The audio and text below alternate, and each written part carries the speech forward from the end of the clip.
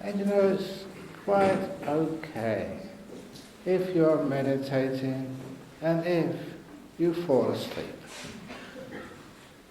There's nothing wrong with a good yawn. The problem is that when people come into say a Buddhist temple, they think, wow, I mustn't yawn, I mustn't fall asleep, that is not allowed. But that creates a lot of tightness and tension in you. Many times, one of the problems in our modern world is called sleep deficit. We don't sleep enough. In our temple in Perth, we have these rules in Theravada, the Thai tradition. It's also in many other Buddhist traditions, never to point your feet at the Buddha statue. And never to be so disrespectful to go to sleep during your master's discourse or meditation. But one day, this woman came in and I was teaching meditation. As soon as she came in after 5 minutes of the half an hour meditation session, she lay down on the floor with her feet towards the Buddha statue, fell fast asleep and started snoring. And a couple of the people around her woke her up. And when I saw that, I gave the talk on don't do things like that ever again, waking her up.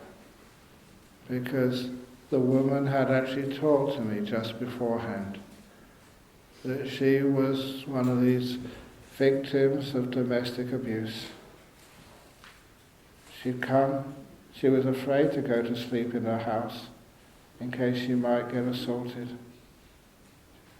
You might think, why don't they go to see the sociologist or the psychologist or the police or the authorities? Easy enough to say, but when you're in that situation, you don't think as the way you would think of an ordinary person is not being in such stressful situations. And so she came to the temple. It was the first time in weeks she felt safe and protected. So she lay down and just fell asleep because that's what she needed most of all. And I told people that. So after that experience, when people fall asleep during meditation, if anyone has a cushion, they put it under their head. If they had a blanket, they tuck them in. Have a nice sleep during the Dhamma Talk. Because what is the Dhamma Talk trying to teach people? To be kind and ordinary acts of kindness and celebrating those. We can't always be really wonderful meditators and sit dead straight for half an hour or an hour. We can't always be wise. Sometimes we make mistakes. We can't always be experts. In fact, half of the people in this room will be below average. Which ones are they? Or not me, the one next to me. But sometimes we just try too hard to be someone we're not. At times we can't do things. We don't know how to let go and just to be. That simile of the guitar string, or you could call it a violin string. Stretched and stretched and stretched, which is what you have to do for a guitar string. And sometimes that's your life, being pulled apart, stretched to try and do what life expects of you, what you have to do, what people tell you should be doing. And that's why this thing, resilience, we're so tight, bing, bing, bing. which means small things make you very upset. I remember the story of the road rage in New York. And there was two drivers, I don't know who was at fault. They were so angry at each other that one of them was chasing the other and managed to catch up at a big intersection at a red light. And so one of the drivers jumped out of his car, went round to the other car, was banging on the window, trying to break it, trying to get at the other driver he was really angry at. And of course that other driver was terrified what might happen. The driver who had the road rage, who jumped out of his car, was like some demon, some monster. He was crazy, he was mad. But the traffic lights changed in time. And so the fellow could actually drive off before his window was broken. And the other fellow, still mad, turned around to get into his car. His car had gone. In his anger, he'd left his door open, keys in the ignition with the engine running. And a street kid had taken the opportunity to get into that car and drive off. So this person who had road rage was up there standing in the middle of an intersection, seeing the object of his rage just drive off, and he lost his car. There's something karmically appropriate in that simile. And that's what happened. These true stories which I remember because they're funny, and say, don't do things like that. You think you're getting angry, but this is what happens. So you always lose out. And it's because that driver was just so tense. I don't know what's happening in his life. Struggling and striving and pushing themselves so much. And a small thing, bing! Their guitar string made a really high note. But when you're really relaxed, then life, it hits you, disappointments happen, sicknesses, stress. You're so relaxed. There's no tension in your head at all. No sound. That's called resilience. And that's one of the reasons why simple things like taking time and not striving so hard lower your expectations. We have high expectations of ourselves. We have high expectations of our Prime Minister. Come on, you should lower your expectations of that by now. But because of our high expectations, we really get upset. We should know better by now. But that was that executive once who came up to me, and she said that all her life she was struggling and striving. This is where she was. This is where she knew she could be. But she could never actually get up there to where she knew she should be in life, with all her abilities. He said, that was causing me so much pain and stress. He said, the solution is so obvious. This is where you are, where you want to be, this is where you are. How about lowering where you want to be to where you are? Contentment. And you find that you're an ordinary person, but you can celebrate that and enjoy. No stress. I teach a lot of people in Singapore, we have some big groups, and they're such high achievers. And sometimes they come and ask, should I take that promotion? I say, of course not. So why not? Look, think about it. You'll get more money, maybe twice as much money, but twice as much stress, which means your life will probably be halved because of heart attacks and sickness. And you'll probably have to pay all the extra in hospital bills and you can't enjoy your life. And anyway, no matter how much you earn, it's never enough.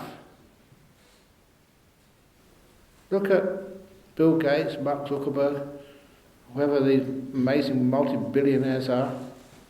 Can they go on retreat? Take a week off? No. They're workaholics. I can't believe it. How much money has, say, Bill Gates got? Why does he have to work? He should be putting his feet up and relaxing. But no, they still have to work, make more money. How many billions do you need? Anyway, so they always say actually I think the London School of Economics did this research. I read it many years ago because I was a scientist before, a mathematician. So they wanted to work out just how much money, what salary, what income for a single person to earn so they are comfortable. Because it's well known, too much money, and actually what happens is you get too much stress. You've got to invest it, which means because you've got surplus money, you've got to invest it, you've got to find out which company is going to do well, stock markets and goodness knows what else. You've got to make sure it's ethical investments, it's not going to harm the environment. And many people come and ask you for donations and stuff, and it's family especially if you're in times of difficulty. If you've got too much money, it's too much stress. And they worked that out. It was like a curve, there was an optimum income. And more than that, actually, you started to suffer. And I don't know exactly what the income was, but what is the average income in the US, in here, in London? No, but it was about 30,000, 35. Yeah, £35,000. And after that, it didn't make any difference to your happiness. Yeah, okay. So anyway, if there's anyone here earning more than 35,000, you're going to have a lot of suffering. And Venerable Chandra's Anukampa Bhikkhuni project can actually help you increase your suffering by taking some of your donations. I've told that story many times, it never worked. But it was worth a try. But it's just, no, just keep yourself ordinary. And celebrate the ordinariness. Well, who are you trying to prove? Even having big houses. This story was actually reached. I read it in a newspaper in Australia. There was a woman who won the lottery in England, and I remember it's £41 million sterling. Would you like to have £41 million sterling?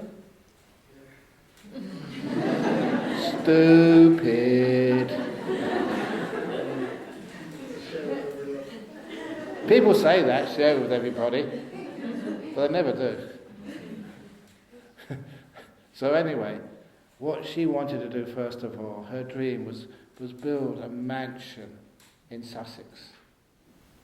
So she got this huge mansion in Sussex, and she sold it after 1 year at a loss and bought the equivalent of a 2 up, 2 down in a little village. The 2 up, 2 down, 2 rooms downstairs, like a small house. And the friends actually asked her, and it was published in the newspaper, why did you do that? And the article was titled that, "Honey, I can't find my kids." Because what had happened in a huge mansion with so many rooms, she was in one part of the house, with so many rooms, the kids were in another part of the house, husband was in another part of the house, and she hardly ever saw them. The house was splitting up her family, dividing the people she loved through not seeing one another.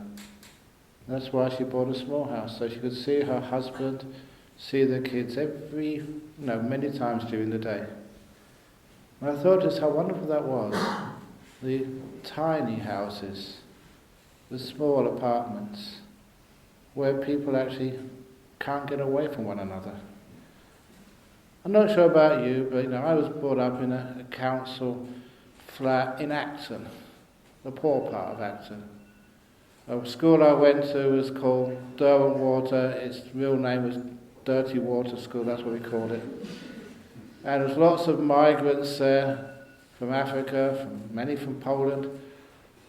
I remember one of them, Jerzy Sahaki. Anyway, all these, I thought that was normal. But it was a sign it was from a poor neighbourhood. And so, in a small council flat, you could never sort of escape your mum and dad. You could never, I had to share a room with my brother for 18 years of my life. And we'd fight. There was nowhere to run to. I learned how to love. My brother, sharing a room for so many years, he became a banker. I became a monk. Almost opposite ends of the spectrum. And you'd think that, just we wouldn't get on. But you've seen us together and we would love each other. And just the last day of the trip, I'll spend a day with him. And, my nephews and nieces and stuff. But you know what the nephews call me and nieces call me? Instead of uncle, that's for an ordinary person. They call me Munkle.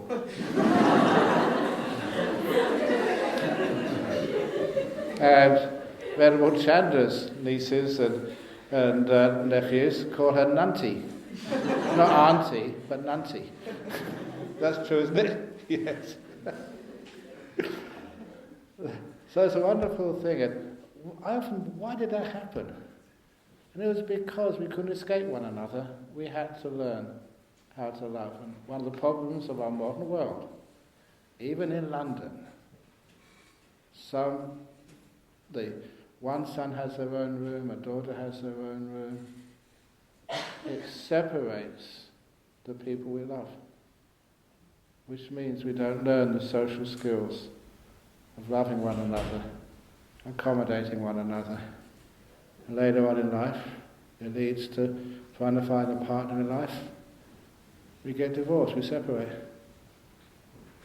If you grow up knowing you can't separate because you're in the same room together, you fight. We only get on together. And I saw my mother and father fight many times. Just not hitting one another, but shouting at one another. And when they had an argument like that, actually I was looking forward to what happened next. Because they couldn't escape from one another, so they had to make up. And they couldn't avoid the kids. So my brother and I always saw them make up and apologise and kiss and express their love together. And that's one of the things I learned. That arguments, differences of opinion are normal, natural, they're ordinary. But making up afterwards, kissing, saying sorry, that was extraordinary. And that gave me this wonderful feeling that doesn't matter how much we differ, that's to be expected in life. There's something which is more important. Once upon a time, there was this couple who'd just been married. And this is a story I tell on every marriage blessing which I do. And when they were married, a few days later, they're having a walk after lunch in a nice park, when they heard this sound. Quack, quack. Quack, quack. Whenever you give a talk, it's very useful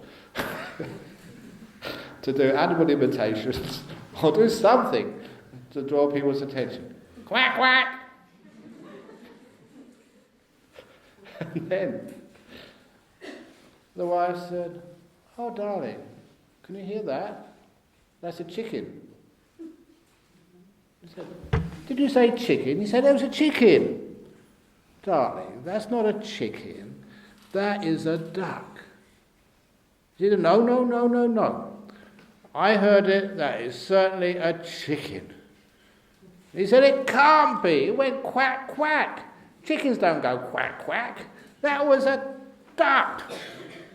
And it went quack, quack again. There you go, it's a duck. She said, no, it's a chicken. It's a duck. No, it's a chicken, I'm sure. It's a duck. D-U-C-K, duck. And at that point, she started to tear up. It's a chicken. And he looked in her eyes and remembered why he married her. He squeezed her hand gently. He said, darling, you know, I think you may be right. That is a chicken. It went quack, quack again. Yeah, it's a chicken. I get it now.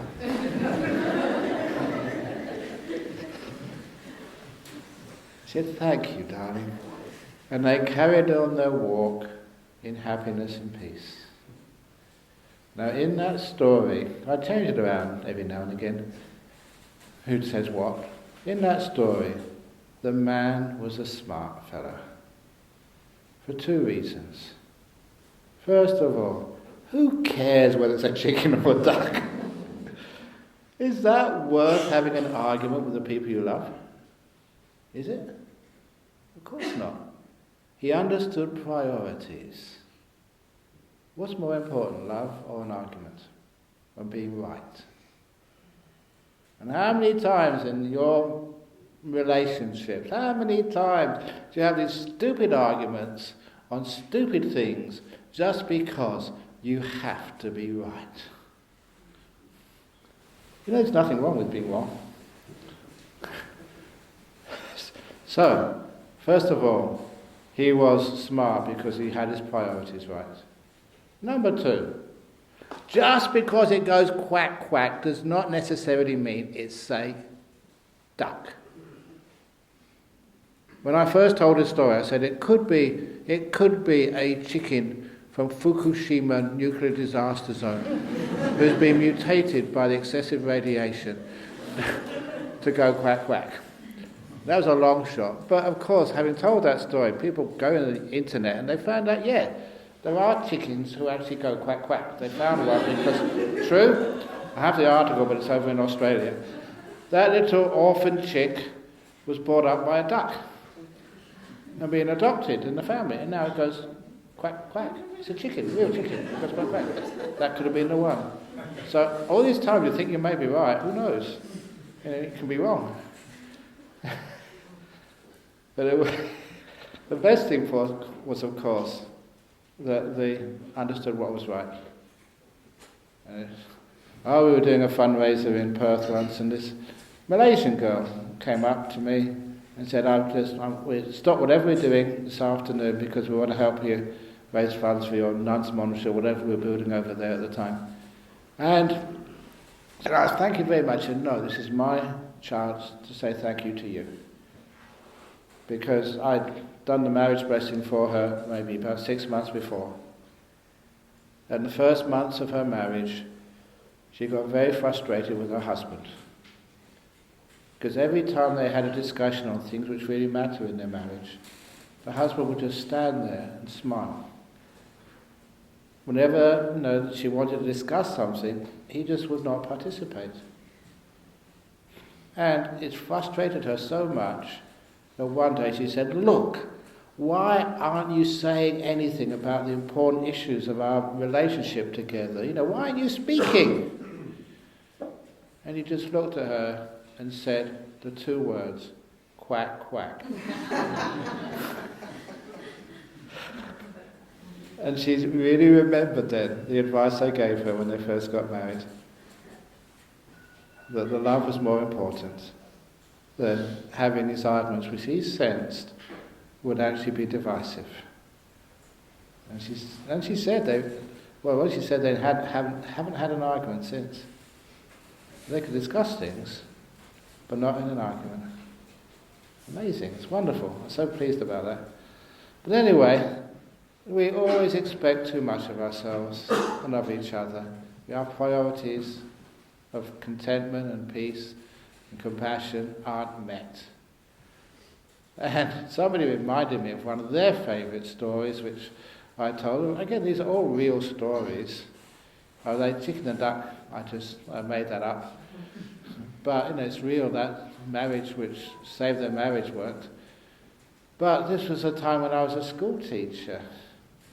I was a school teacher before I became a monk, over in Devon, in King's School, Ottery, St Mary, and teaching physics and maths and stuff. And at the end of the year, actually that was one of the reasons I became a monk. After teaching teenagers.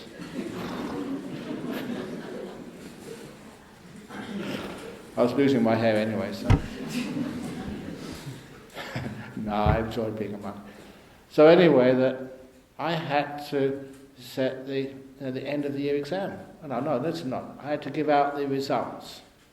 In those days, everyone was graded. And as my class of 30, one child came 30th. One child has to come 30th. If you had a class of Einsteins and Stephen Hawkings and Roger Penrose's geniuses, someone has to come 30th, the last. Doesn't mean they're dumb.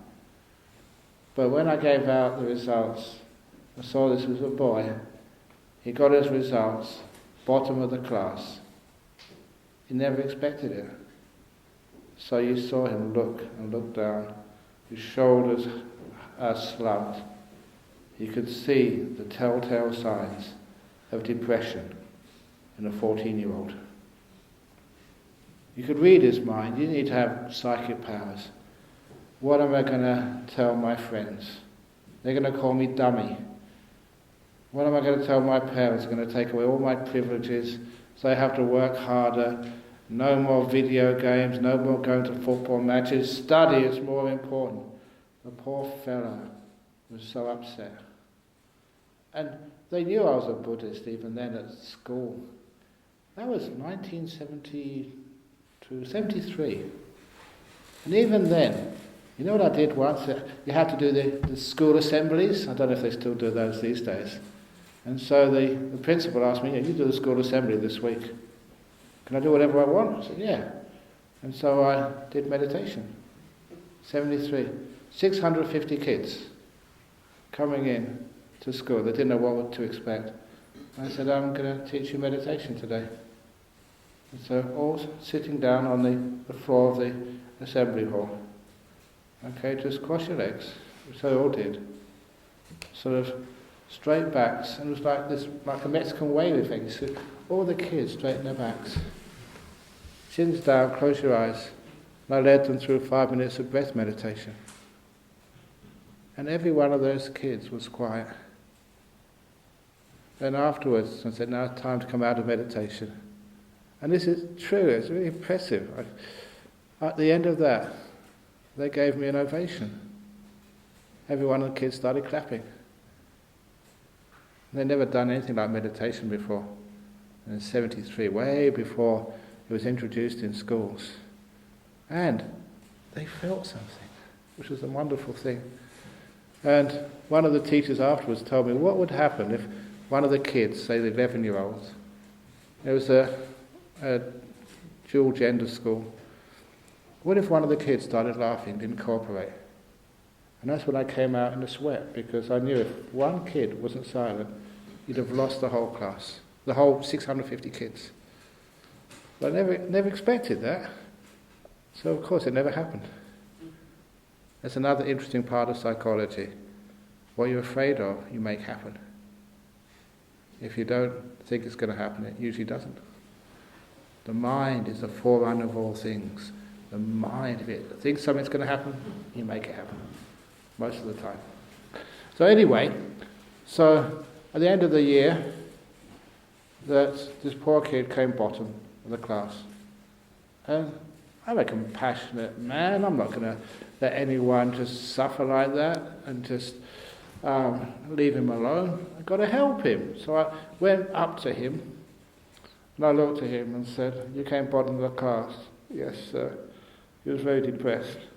I said, well done. I said, I'm going to teach you, they knew I was a Buddhist, I'm going to teach you the idea of the Bodhisattva. A Bodhisattva is a being who sacrifices their own happiness and well-being for others. He said, I know that you could have done much better, so I assume that you've deliberately, on purpose, chosen to take this terrible position of 30th in the class out of compassion for your friends, so they don't have to suffer what you're going to get tonight from your parents. You've done this on purpose. Everyone else in the class just thinks of themselves and are so proud and egocentric and conceited, but you stand out, you sacrificed yourself on purpose for the sake of the happiness of your friends. So after this class is finished, I'm going to take you to the principal. I'm going to suggest, ask the principal to give you the Bodhisattva of the Year prize in this school. The one who sacrifices their own happiness so that others don't have to suffer. And he looked at me like I was the craziest teacher he'd ever had in his life. And then we both laughed together. And I thought that was great emotional intelligence. What's wrong with coming? But I did actually remind him, for the sake of any of your children who get this message, that it's a great sacrifice to come bottom of the class in school. I told him, but you're only allowed to get the Bodhisattva prize once in your school year. Next year, let somebody else come bottom. But little things like that, to celebrate the ordinary, to actually look at stuff. And if you only celebrate what the world says is success, what the world says is the best, the champions, only one person can become a champion. Sometimes, I used to follow soccer when I was young. Unfortunately, my father took me to one of the bad teams. We always lost. That was anyone here knows in West London, Fulham. They always get relegated and they lose. And so that was one of the reasons I became a monk. I couldn't stand the suffering anymore.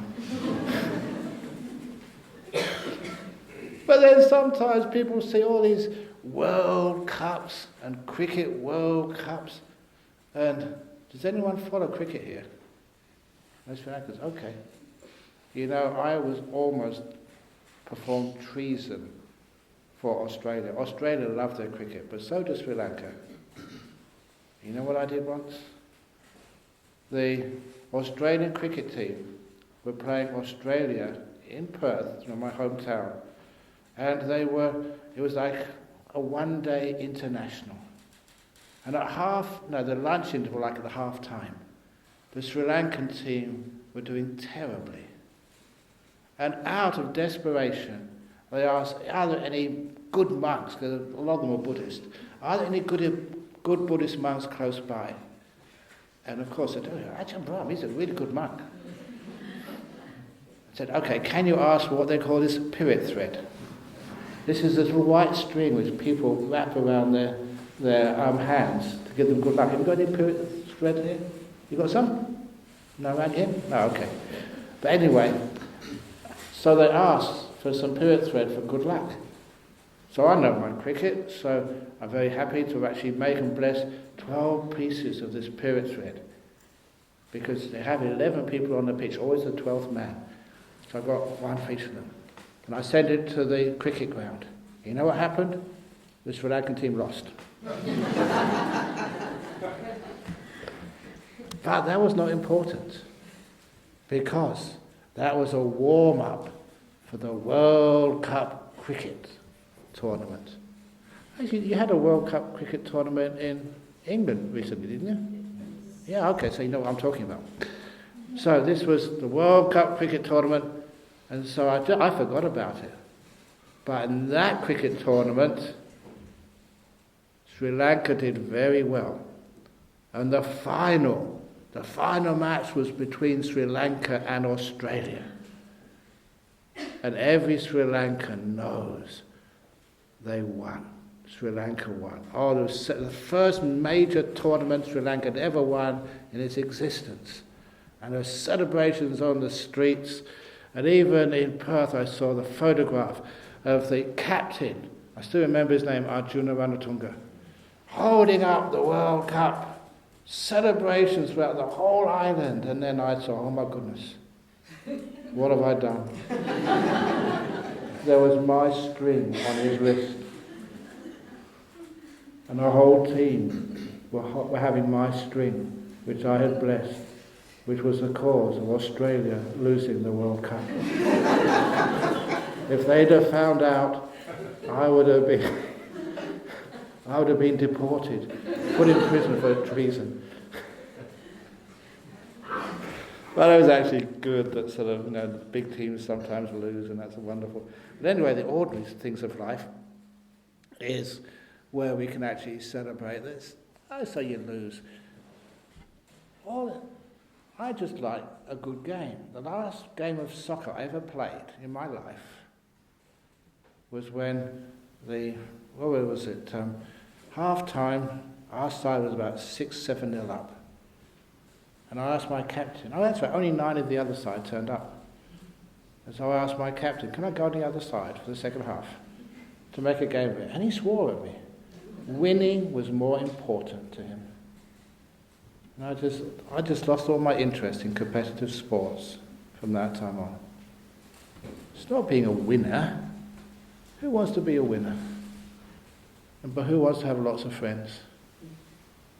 Even at school, even when I was a teacher, sometimes this school system really needs to be looked at. I had to sit next to my best friend and compete with him. I really, really, really, really wanted to help him. That's what friends are for, to cooperate, to look after one another. I wanted to pass him the answer to the question. And the teacher said, no, that's cheating. So it's not cheating, it's cooperation. It's love. Teacher didn't get it. But isn't that the case? We compete far too much, cooperate too little, which is why we have all the arguments later on in life. Liberals, Labours, whatever it is, always Tories, always arguing to be right is the most important. We don't know how to cooperate anymore. So celebrating the ordinary in life, we don't sort of celebrate high ideals or being winners or being in power. We celebrate cooperation and just the simple things in life which cause beauty in life. Instead of going for the big prizes, the ordinary prizes of life are the ones where we find the most joy and happiness. One of my favourite poets was William Blake. And one of his phrases, which I've mentioned so many times, but every time I mention this, you can always see a new angle in it. It goes to see a world in a grain of sand. See a heaven in a wildflower. Hold infinity in the palm of your hand. And eternity in an hour. I know my talk is supposed to last an hour, but I hope it doesn't feel an eternity for you. What he meant was to see timelessness, eternity, in the small things of life, in the ordinary things of life.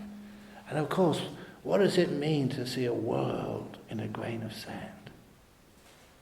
Have you ever picked up a grain of sand and just held it in front of you and just seen its shape, seen what's happening in there?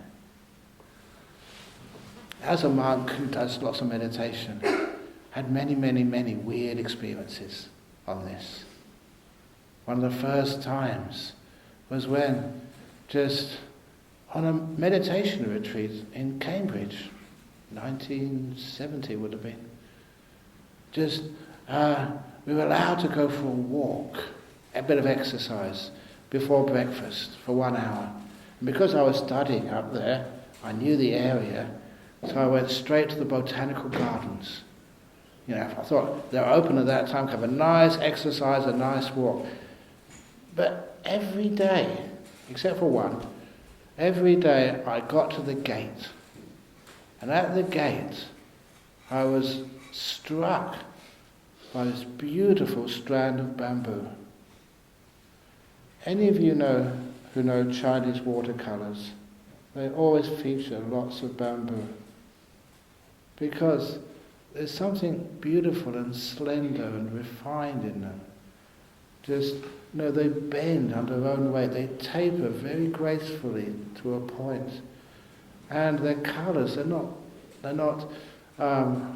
strong. They're very, very subdued, as you would expect in a Chinese watercolour. They give a sense of calm and serenity and perfection. And even the way their leaves, just like the bamboo, just thick in the beginning, but they taper gently to a point. And I saw this clump of bamboo, and I wondered why I've never appreciated it before. I was standing there enjoying this beautiful clump of bamboo. But I had enough presence of mind to say, if someone saw me just looking there with gaping mouth, not moving, they would have called the ambulance to take me away, because it's not the sort of thing a British person would do. So, there was a bench there which I sat down on. I just looked for the 50 minutes. It was only because I was hungry and needed my breakfast that I left it. But I went back there the next day. I went back there for about 8 days out of the 9 to actually just to look at this most beautiful clump of bamboo I'd ever seen in my life, and I never finished with it. I delighted in it for just every day, and then the retreat was over. So back to studies, back to socialising, rushing around, but I had a free afternoon. And when I had that free afternoon, I got on my bicycle and thought, I'm going to go up to my most beautiful clump of bamboo and admire it again. And when I got to that beautiful clump of bamboo, where was it? There was an old clump of bamboo there. Dry, dusty, because bamboo doesn't grow well in the open air in a cold place like Cambridge. And I thought, where's it gone? I could not see its beauty anymore. And the reason was because I'd been too busy. My mind has lost its appreciation of the ordinary. And that made me really interested in just the joy and how to celebrate ordinary stuff. We miss it too much. But the most amazing experience in finding how to celebrate and find beauty in such ordinary things, it was actually way worse than ordinary. Because I was on a retreat, teaching retreat at my retreat centre in Perth, getting some really nice meditations, blissing out, enjoying everything. But even if you're meditating, if you're a monk, you still have to go to the toilet. So I went to the toilet to do what they call a number 2. You all know what a number 2 is? Okay, good. So I went to the toilet and did a number 2. But then I made my big mistake. I decided to have a look. Wow! Never in my life had I seen such a beautiful piece of feces. Now, why are you doubting that? Have you ever really looked and admired it?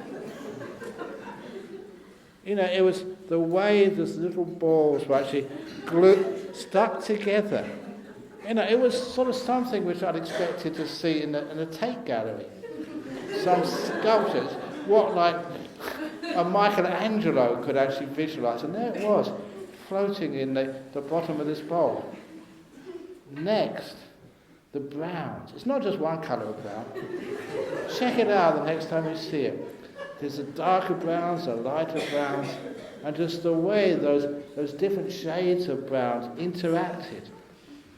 It was an artistic masterpiece. And now we haven't even got on yet to the aroma. There's so many fake aromas these days, like lavender or rosemary. But that's that's like fake and it's superficial. This was earthy, basic, and it was something that was almost like fundamental, there, but people never realise just how it just filled your nostrils with a sensation. And I was looking in there going, wow, this is incredible, this is amazing. That was the most artistic, beautiful turd I've ever seen in my life. And honestly, I did contemplate at the time picking it up and showing my friends. And it was only because of one thing, that I knew how to let go. Training all my life in letting go. It was a tough one, I must admit, it really challenged me. So put your finger in the little button on the top. No, I can't do it. You have to. Oh no, do I have to? And finally I did it. Pressed it. And the most beautiful thing I'd ever seen coming out of my body disappeared out of my life forever. Grief. But that was true. Believe it or not. And that really showed me just how what we see, what we celebrate, totally conditioned, brainwashed. This is beautiful, this is not beautiful. And when your mind becomes peaceful and still, you see beauty in a wild flower. Tiny thing, you see something you never expected before. Amazing what you see. What's the use of that? Spent a lot of time in prisons teaching rapists, thieves, murderers. What many of the people in the world, please excuse me, would call a piece of shit. I look much deeper than that. See the beauty in them. And that is transforming. To see someone who's done a terrible crime and realise they're not a criminal. They're a person who's done a crime. From that time on, all those years, been teaching, talking with people who've done some of the most terrible crimes, even to convince them they're not a criminal, they're a person who's done a crime. They're much bigger than that. To see people who've got exhibit who are called schizophrenic, to tell them you're not schizophrenic, you're a person, a being who sometimes exhibits the symptoms of schizophrenia. You're much bigger than the label they've given you. You see, I gave that little anecdote, that story, when I was teaching at the 50th anniversary of the Institute of Mental Health in Singapore. I really get to do some really interesting gigs as a monk. Things which are actually one of the gigs, I have to accept it, I haven't actually signed off on it yet, was a ghost busting conference in Australia. Real Ghostbusters conference. I know ghosts, but I don't bust them. Just we like them. We sometimes, if in the wrong place, we've got to chase them out. Just like one of the monks, it was in Kuala Lumpur. There was a house close to his temple which was really haunted. Really haunted. So he did the thing and just got rid of the ghost. But the problem was, true story, you can't make these stories up. They're just too weird. My imagination doesn't flow that far. He got rid of the ghost in the house, but what the ghost did, it just moved next door. And so he had to, the neighbour complained. So he had to do the charging the ceremony in every house in the street to make sure the ghost didn't just move next door, but that stupid ghost actually got out of the neighbourhood. So, but anyway, that's some nice ghost busting stories. But anyway, I've done these nice gigs, and this time was with the Institute of Mental Health. And I told the story, and this gentleman came up afterwards. He was an Anglican, He was a professor at one of the units in the Institute of Mental Health. I said, what are you professor of? He said, I'm the head of the Schizophrenia unit. He said, can you please come and bless my unit? But you're a Christian, I'm a Buddhist. Why are you inviting me there? And he said, because of your talk. So what part did you like? The part about seeing beauty where you never expected, see beyond the labels, to see a world in a grain of sand, a heaven and a wildflower. Qualities which should be there. And I said, how do you treat schizophrenia in Singapore? You're the professor, the boss, the head. And he replied, so memorably, it really hit me. He said, I do not treat schizophrenia in a schizophrenic unit of Singapore mental health complex. I treat the other part of the patient, the part which isn't schizophrenic. Sadhu, sadhu. It was like, at last somebody understands. What's your result? Far better than conventional treatments. You call a person a schizophrenic. You expect schizophrenic behaviour. You reinforce that. You treat the other part of them, and you find, this fellow found, the schizophrenia episodes decreased. Look at a prisoner in jail, you call them a rapist. Their possibility of reoffending is increased. You see another part of them, they see it in themselves.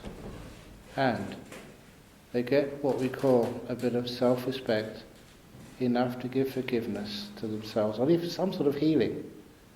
They can come out from there, from those jails, really a reformed person, seeing things differently. They never ever need to do those terrible things ever again. And it works, in my experience. So this is actually how to celebrate the ordinary opens up to seeing things you never expected in another person. All of you who have problems in your relationship, what time is it? Okay, Q&A soon. Have problems in a relationship, you see your partner. What do you see in your partner? If you see past negativity, that's what they'll show you again and again and again. If you see something else in your partner, the reason why you committed to them, their goodness, their kindness, see that. See beyond the things which really irritate you. And that's what they'll show you more and more and more. See kindness in whoever you have to meet. Look for the kindness and you'll find it. Look for their faults and you'll find that.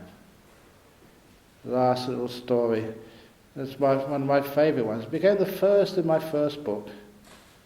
And that was the 2 bad bricks on the wall. Many of you know that one. I had to build my own monastery. Couldn't afford to get bricklayers, so I had to learn how to lay bricks. I thought it was easy. But when I finished the wall, 2 bricks were crooked. So what did I do? I wanted to blow it up, start again. You got a partner that causes you grief. Get a new one. That's what many people do. Blow it up, change it, so try again. So for me, we couldn't afford to get a new wall. I was stuck with it. I was embarrassed. I really suffered. Until somebody came up to me and said, look, that's a beautiful wall. I said, are you crazy? Are you mad? Are you blind? Have you left your glasses in the car? Can't you see those 2 bad bricks? I said, yes, but I can also see the 998 good bricks, perfect bricks. I couldn't see that before. All I could see is the faults. All a person can see is a schizophrenic behaviour in one of your relations. All you can see is the untrustworthiness in your partner. All you can see is the anger in that road rage driver. There's more to them than that. There's more to you than that. Much more. I needed someone to point it out to me. 998 good books. They were there. Because human beings are usually pretty good people, believe it or not. And you're a human being. Therefore you are pretty good. You belong. And number two is that once you see that, that's what people show you more and more. That's what I saw in that wall. I started to see the good bricks. And finally, in the cancer group, this builder said, oh, bricklayers make mistakes like that. But in the building industry, he said, when they make a mistake like that, we tell our clients, it's a feature. Many of the features you see in your houses started off as mistakes. They made it unique. There's no other wall like that in the world. And they charge you an extra couple of $1,000 or pounds. So that's actually how we can celebrate the ordinary. And the ordinary includes mistakes.